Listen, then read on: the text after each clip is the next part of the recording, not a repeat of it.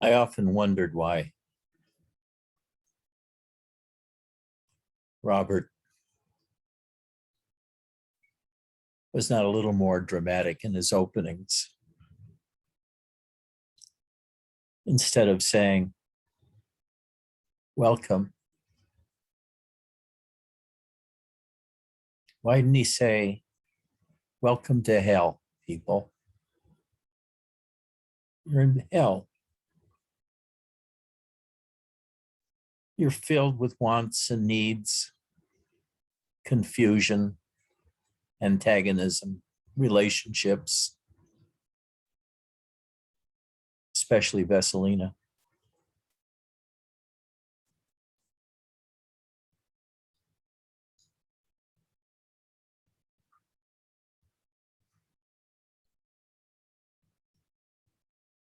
So why the hell do you want to be alive anyway? What do you get out of it? I have one of my old students, Steve, who I've posted his experiences many times. And he said he's done with the world. He feels so peaceful and wanting to have nothing to do with the world.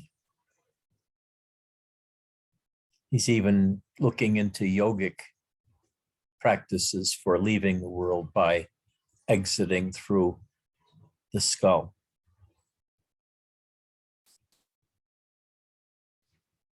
The only thing I could have to say to him is, why rush things? Give hell a chance.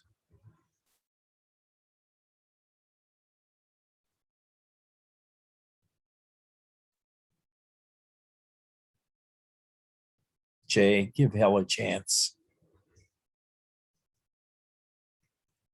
Now, the topic for today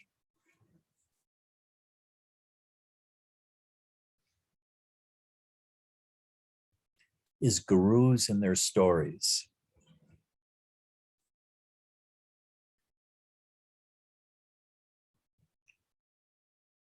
As long as we live in the mundane world, we live amidst 100 different stories.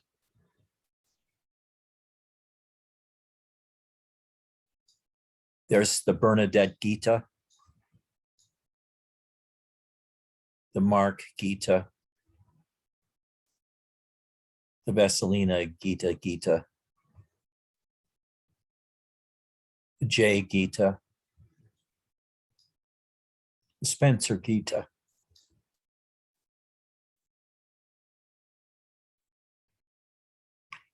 And it's the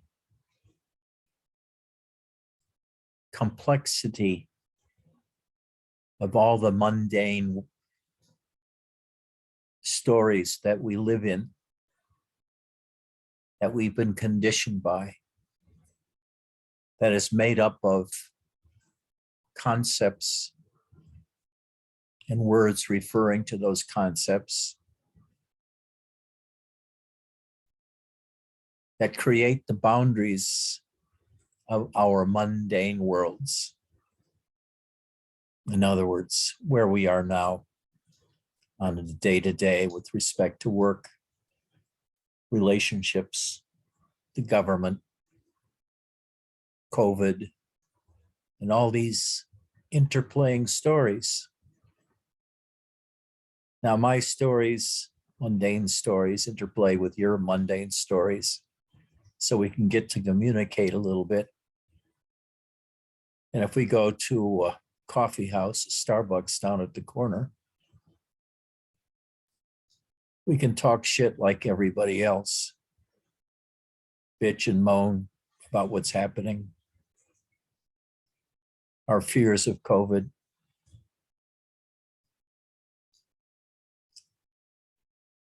And that's the mundane world. And mostly I say, become dumb as a rock. Forget all those concepts. Forget all those stories.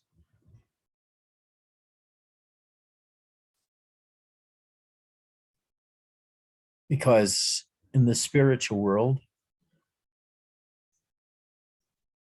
the world of self-realization removes you from the mundane world. And those concepts no longer grab you. Instead, your own inner world grabs you. In the phase one, which is waking to God,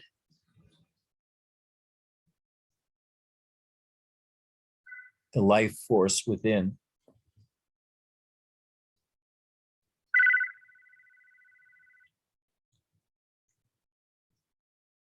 becomes so enticing that all of your attention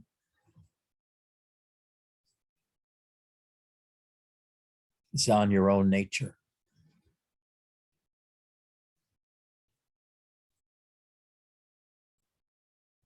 It's the development of love,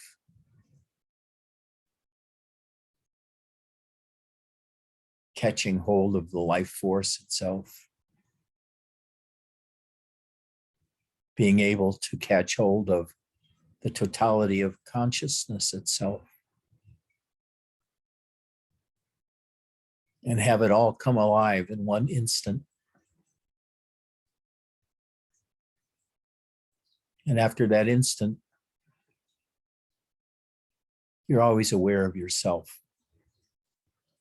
as the life force and consciousness, and God within, which is a bigger sort of you, one that you can bow and pray to, surrender to, the Atman, the next step above the mundane human world.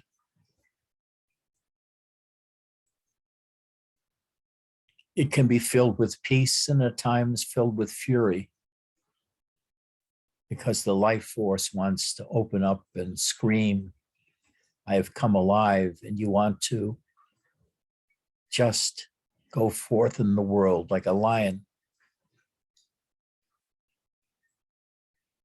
It's a very expressive place. It's a place of great human love also, and love of the divine in another, and feeling that love of the divine in the other, realizing it in yourself.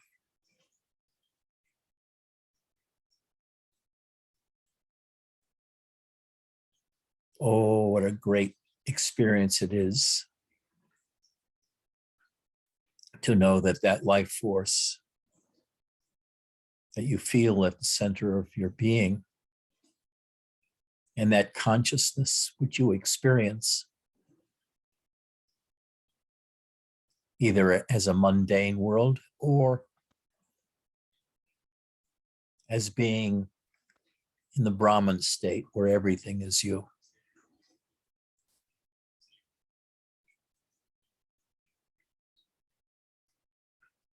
Such a great experience.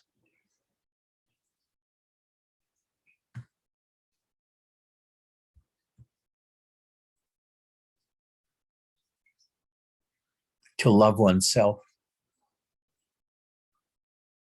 to love the world,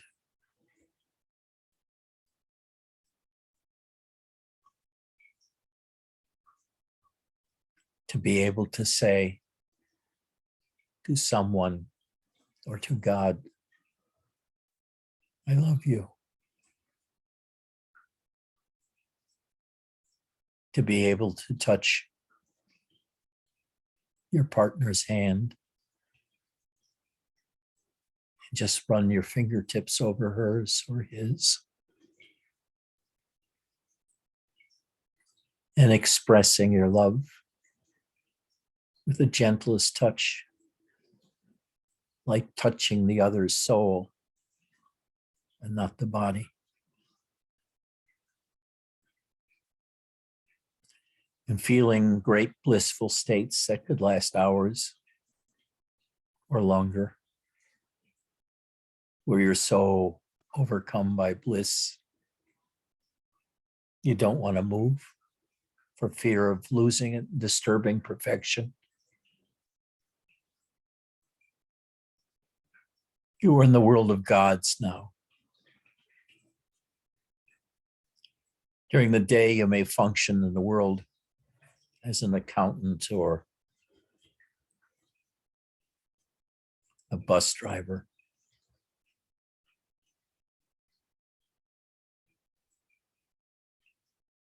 As a shopkeeper or a sales clerk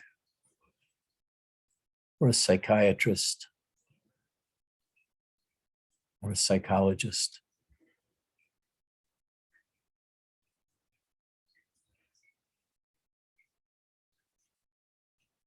Or delivering newspapers or selling flowers. But when you're not doing your job, and often when you're feeling your job, fulfilling your job,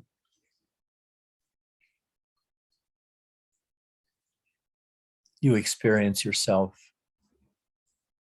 as pure radiance.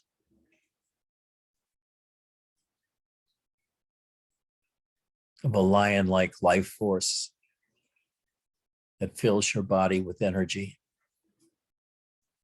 and a sense of presence, of being alive in the new world that wasn't mundane anymore. That wasn't defined by thousands of concepts.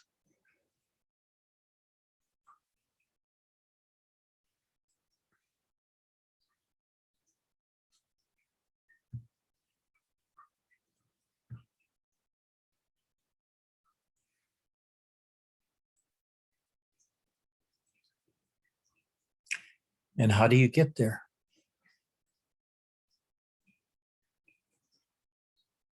How do you get there? Here's where the guru makes use of story. Just like your mundane world is created by the interplay of many different mundane stories, like all the plots on the television reality shows, your place in the world, your job, your relationships, your attachments, your children, your relatives, the people that rub you the wrong way. Just like that, you suddenly move into a different world, a world of spiritual drama, of great ecstasies, devotion and love, and energies everywhere. You can reach out with energies from your heart and touch another soul on the other side of the world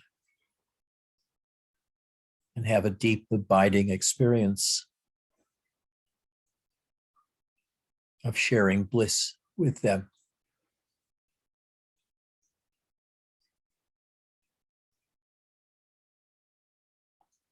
What Robert and Nisargadatta and Muktananda never said is,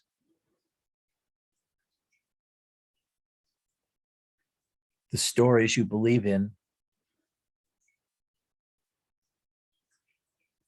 determine what world you live in.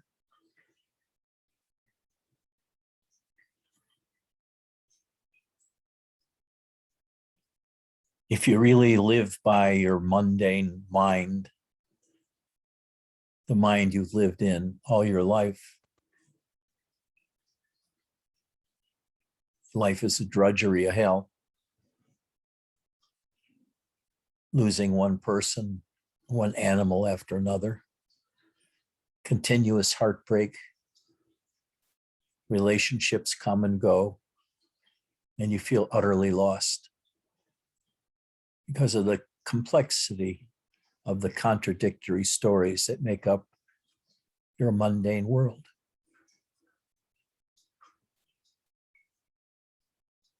But when the story is about Brahman or about Atman, you could say about yourself on a different level, everything changes for the better. No matter how bad your mundane world is, you're really not part of it anymore. You live in a different storyland, a storyland that's very simplified. And instead of 1,000 different interlocking or contradictory stories and desires and emotions and relationships, you have one relationship with your own self. And that relationship is spectacular. The love pours from your heart.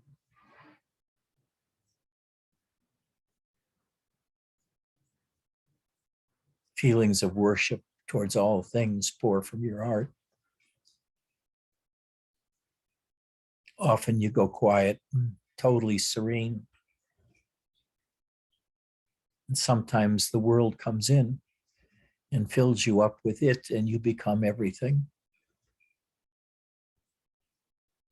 And soon, all those spiritual sayings that you read on Facebook, quotes from Nisargadatta or Robert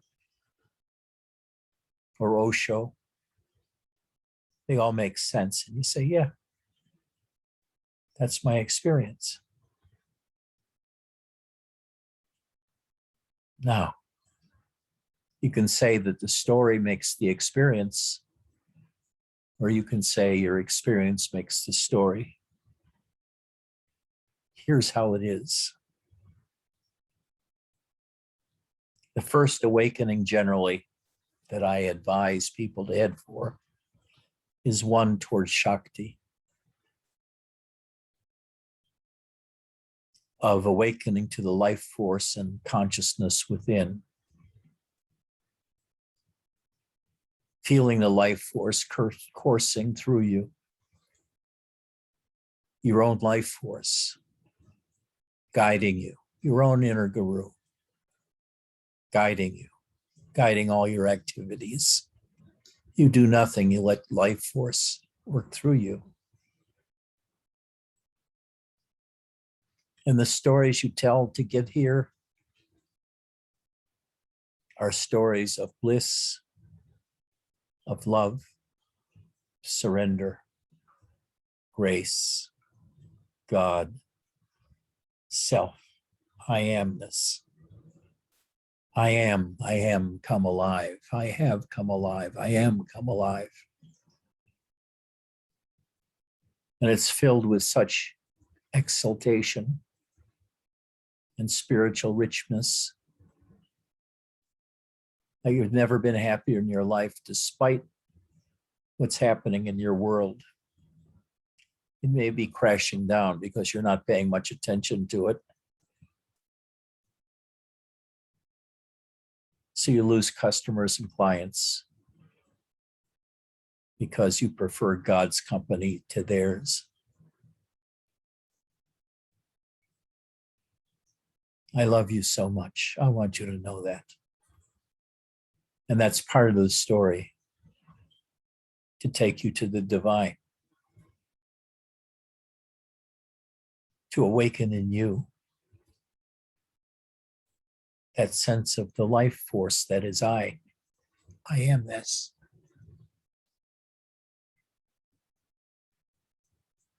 Now that's one type of spiritual story. the story of Shakti awakening, the story of blue lights, endless bliss, samadhis, grace, gurus, gods, and becoming I amness. I amness is the conjunction of the life force and consciousness in you, where you go from being a mundane being into a divine being with, it seems, unlimited power, spiritual power, not used in the mundane world, but in growing your own wisdom, your own understanding, your own knowledge of your energies, of your sense of presence, of the movement of energies within, of your love for another, love for God, surrender to God, surrender to another.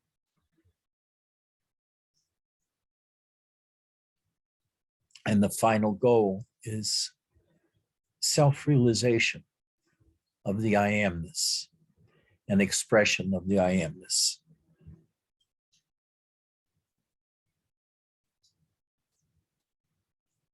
It's like Dia came to me one day and said, I don't think I'm a human anymore. And maybe you can look at your own life where you don't think you're human anymore. You may have a human body, but you're not thinking about rent, politics,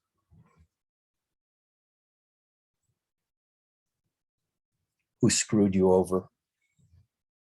All these things might bother you, but when you're in the divine state, they're like in the basement of forgotten things. The black hole you send all useless things to, so they don't eat at you. But now you've attained Atman and the Brahman state. You know what it means to say, I am everything. You've had that experience. You know what it means to say, I know God, or I am God. You know what it means to experience endless blissful states. And you know what it's like to be silent in that bliss with a quiet mind, just enjoying the life force in you.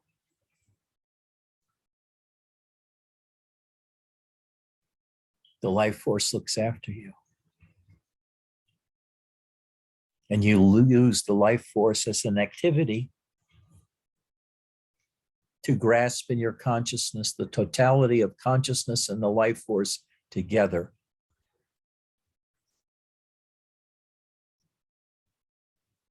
And like Ramana said, when you see all of that going on inside of you, the bliss, the life force, consciousness, the interplay between these, and even the interplay between these and your human self, you can't take your eyes off that process. And that process will not take its eyes off of you. You're locked in divinity. You feel God. You're inflated by God. You feel like nothing can stop you or hurt you or hinder you. You've achieved self. You can write poems about self or sing along with Krishna Das about self. Krishna, Krishna, Krishna.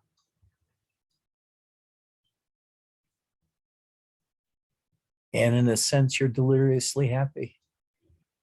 You may not be deliriously happy every moment of the day, but when you take your mind off of the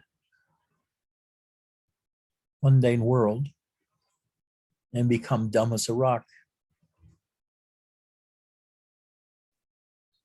You enter your own divinity.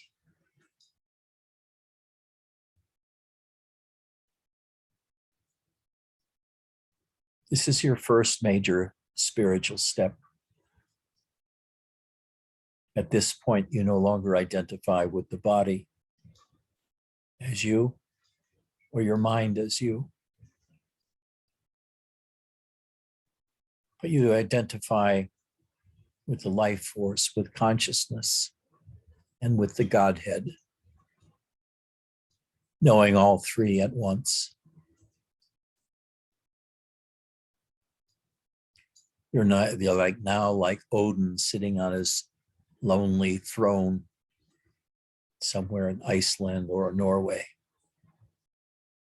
Powerful, quiet, steady. I'm sure you have all felt this state at one time or another, but it escapes you to being in totally until that switch is finally switched. That cuts you off from the mundane world.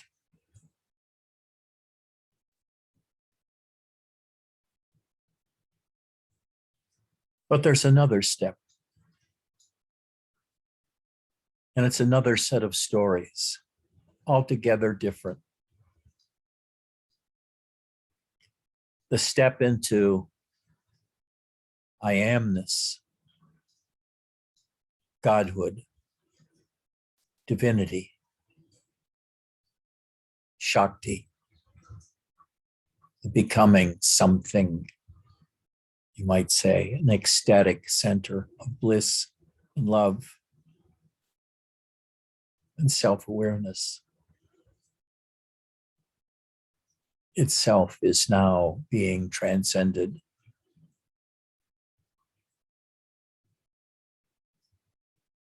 That energetic self slows down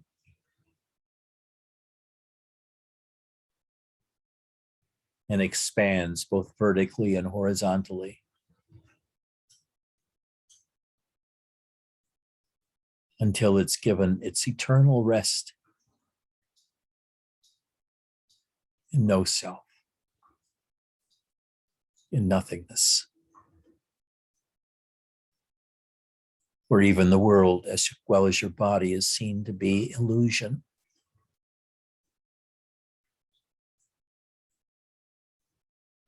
There were adumbrations of this state all along when you're heading towards the divine, because sometimes you felt the emptiness, sometimes you felt the nothingness. Maybe you wondered why it was there, when really you're heading for the Godhead, for self-realizationship.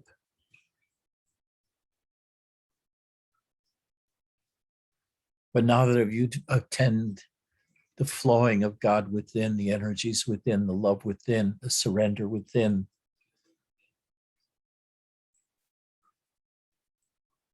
and it deepens and grows. It begins losing things, like more and more of your personality, more and more of the mundane world.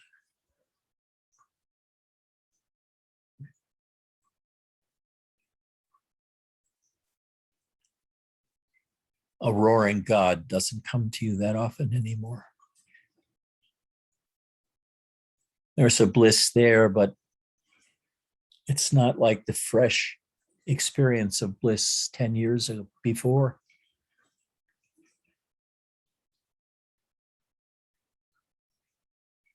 You start losing parts of yourself.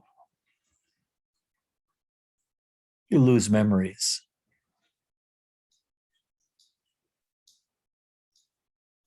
You more and more do less and less. And as you do less, your usual level of functioning falls away. And you become a special needs kind of person. Almost somebody that has to be taken care of. Because they grow less and less interested in the external world and what it takes to participate. All the energy into relationships, into love, worship, they fall away. And you rest in that life force who is so delighted with you for not wasting your time in the mundane world or even the exaltations of the spiritual world. You've come to a place of acceptance of yourself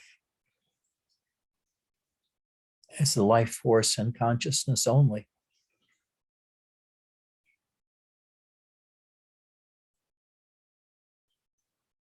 And you more and more withdraw from the world. The strange thing is, some people do this first in their spirituality rather than going for the Godhead. They feel the pull of silence. They listen to Robert's words that you don't exist, the world doesn't exist. And it's so enchanting and inviting. You see, this is a different kind of story altogether.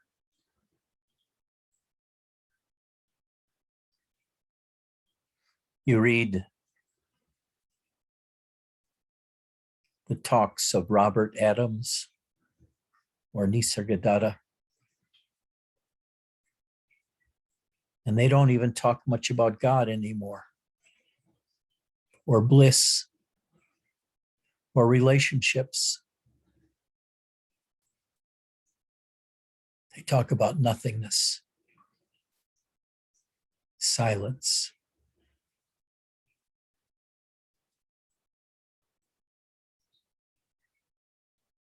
Brahmananda.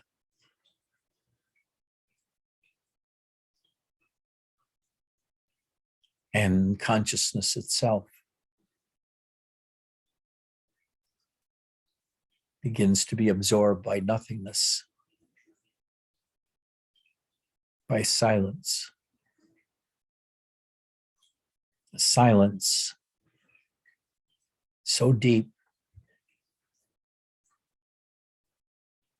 as to take your breath away. And there's a new kind of bliss now. It's different from the bliss you had 10 years before of ecstatic devotion, prostrations to God or to your beloved, filled with energy and life. Now there's nothing but peace everywhere. Peace and rest.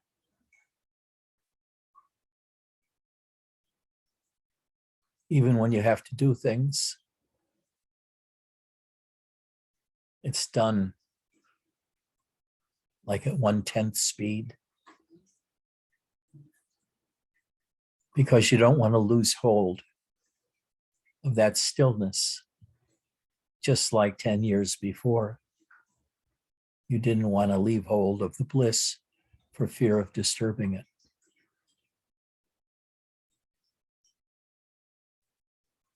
Now the life force is transforming itself, being absorbed by consciousness. And you can grasp the totality of consciousness and of the life force. Now you feel a great peace. And you don't feel interested in anything in the world that you see or hear. In this state, you don't know anything. You don't care about anything.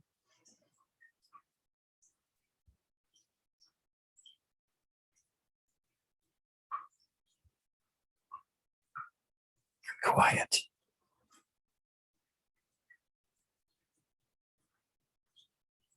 Self-absorbed. And a different quality of silence and complete happiness.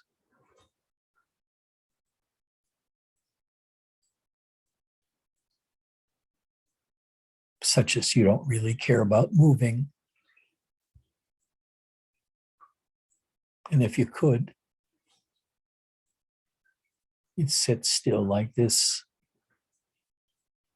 all day long.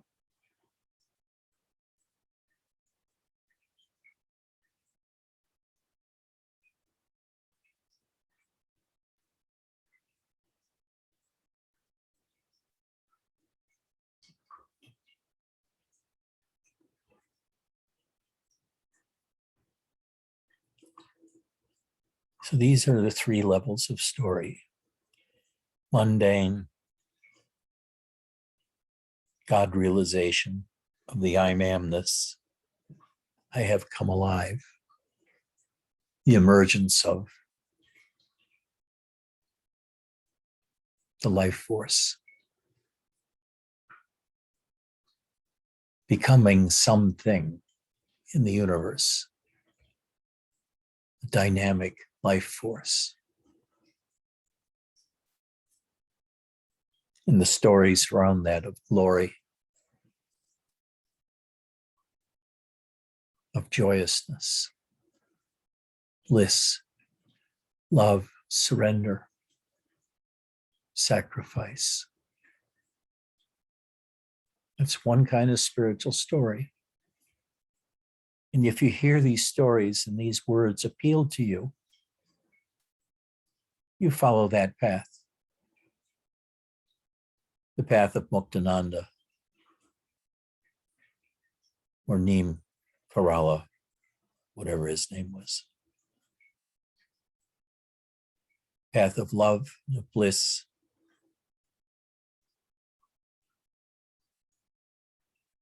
And then later on,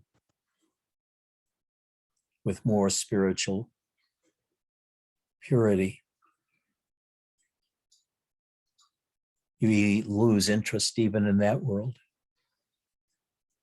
And another story unfolds for you. The one that Robert and Nisargadatta say.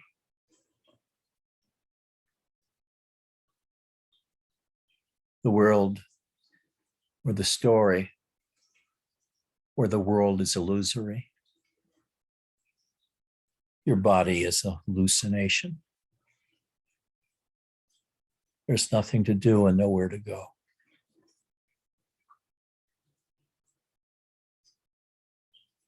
And you're invited by a dark nothingness or a light nothingness to do nothing.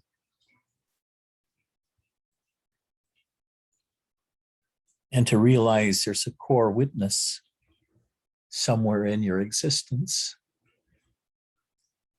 that just watches everything, including your spiritual evolution from being a mundane person to a divine person,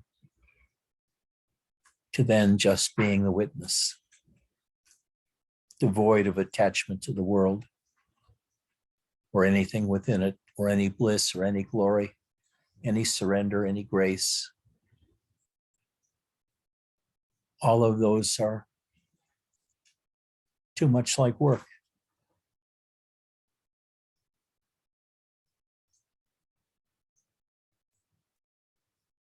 Now you can just be quiet.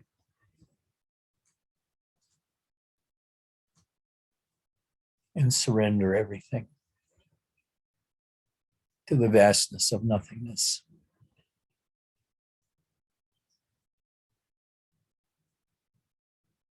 So that's how a guru uses stories. Makes up stories and weaves a web web that takes you into those spiritual experiences that reveal the divine within you and give you a self. And then the story switches to complete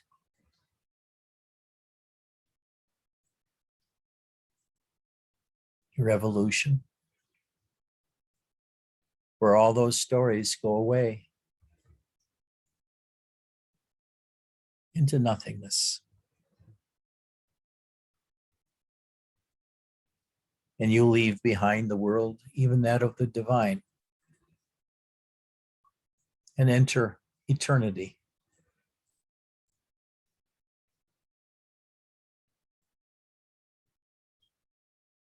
Where you're no longer of this world or of the divine world. You just observe them. And then sometimes you wrap that observation around yourself as the witness and sink deeply into the eternity beyond eternal. Because even the eternal doesn't exist. Where you are, you're beyond eternal. And you know it up until the end, when all knowing disappears also.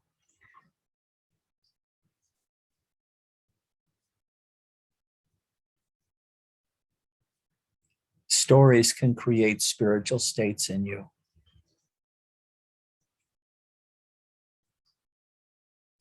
You'll have a penchant for one kind of story over another, and you'll follow it. That'll be your nature, is to follow those stories that appeal to your heart. Then maybe you'll find a guru that lives that with you.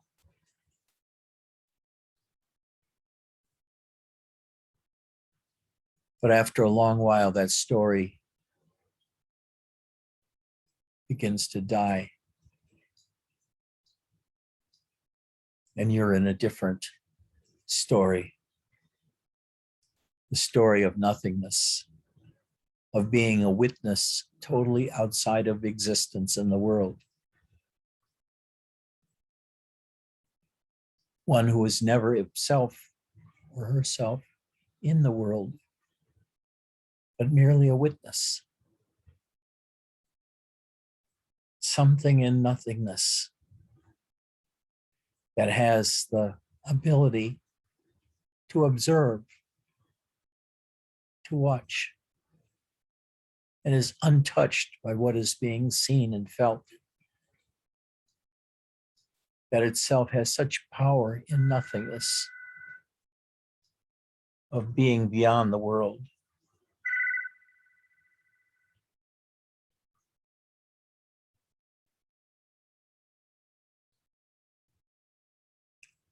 Now, it's a good idea to know both stories, both the Muktananda Shakti type stories and the Robert Adams and Nisargadatta Ramana story beyond story. The one that Ramana lives, where after a while, even though he can't take his eyes off of that self within,